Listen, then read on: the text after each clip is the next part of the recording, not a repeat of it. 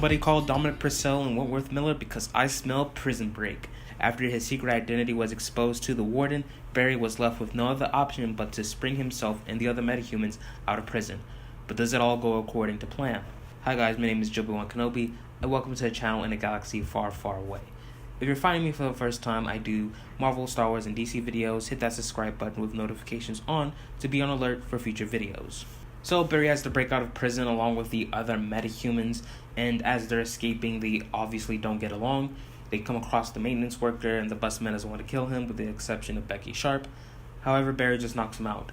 Becky notices that Barry isn't like the rest of the metahumans. She notices that he's not a crook, and this moment plays well in the end when she decides to stand up for Barry when the bus metas learn that he is the Flash. I'll talk more about what happens after this moment in a little bit. But DeVoe and Marlize return, and we learn that Marlize isn't a fan of DeVoe's new body. She feels that even though it's the same mind and consciousness, it's not the same body and appearance. So you sort of get the idea that she's going to betray DeVoe, like she'll come around and help Team Flash defeat DeVoe.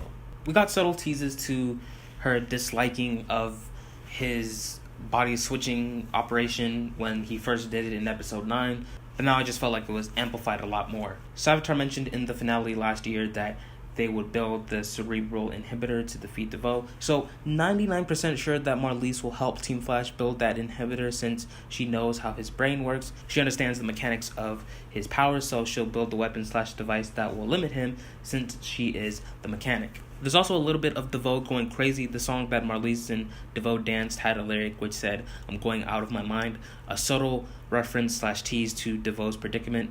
So they're setting up the fact that DeVoe's weakness will be his craziness. So far, we haven't been given a solid fact that DeVoe had a weakness. He almost seemed unbeatable, but now you have this moment where he fears Marlize is not on board anymore, on top of what he did in this episode.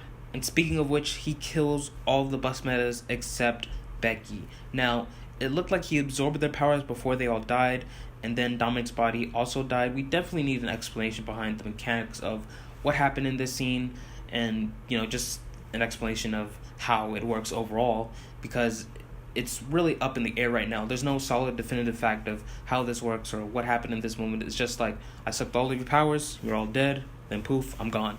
Like, that's it. I'd say that that's one of the downfalls of this episode, not revealing that information to us. They could have revealed bits and pieces to that moment without giving away the enlightenment and the framework of that scheme. But we do know that DeVoe is just after the bus metas. He only wants them, so there's something special and unique about their powers that interests DeVoe. I wouldn't say that it's because their powers came from like the dark matter from the Speed Force when Barry got out of the Speed Force. I'd say it's more in the lines of what they can do with their powers and how DeVoe can use them all together in his grand plan. There's really a lot of bits and pieces to DeVoe's scheme and DeVoe himself overall, and I'm starting to fear that his plan won't be as good as the build-up was. Like, I'd say right now, just thinking about how this all connects is just giving me a headache, and I'm not even trying to predict what's going to happen or try to theorize the next steps, because it's a lot of pieces all together. You wanted to create 12 metahumans, round them all up at once. That didn't work out. You only got like 4 of them, suck up all their powers, and then what? I just feel like all the components won't work together in the end, and the plan could fall apart tremendously, or just a little bit, depending on how good the writing is in the remaining of the episodes. So enough about DeVoe. Ralph learned that he can shapeshift into other people, so part of the plan to stopping the deal between Wolf and Amunet was for Ralph to turn into Wolf and call off the deal with Amunet. The plan doesn't go as planned, and Ralph is disappointed because he let the team down, which was teased in the beginning of the episode when Ralph's friend was in the office and said that you always let your friends down, resulting in them leaving you. So it took Frosty Oprah to get Ralph to snap out of his funk, which I thought was really good. Now I want to address this a little bit. It's sort of criticism, but it's also like defending Ralph's character, like how I'm interpreting it. So this is the second time that Ralph has opted out of a mission or has opted out of helping out his friends. The first was 2 episodes ago when he got hurt by the Trickster. This time it was because he failed the team in a moment that his help was truly needed. And now in the next episode, episode 14, the description states that Ralph doesn't want to be a hero anymore. He just wants to stay alive after realizing that he's a part of DeVoe's grand scheme. So the part of criticism that I want to address is this reoccurring theme of Ralph semi-quitting Team Flash. It's repetitive and sort of annoying. Actually, it's more repetitive and reused. The reasons for him semi-quitting are different each time, but in the end, it's the same result. The part where I defend this is because this is Ralph's nature. Like, he's basically a newbie at the whole hero gig, and he doesn't have the heart, bravery, and courage to deal with stuff that Barry, Cisco, and everyone else deals with on a daily. So it's taking all of these semi-quits, or I'm taking a break, I'm not going to do this mission for you guys, I'm just going to be in the way, to grow as a character and as a hero. First, it was, I could die, this is dangerous, I thought I was invincible. Second, it's like, I let you guys down, I'm a failure, etc., etc. And last, in episode 14, I'm assuming it will be, I don't want to die or be used with some evil plot.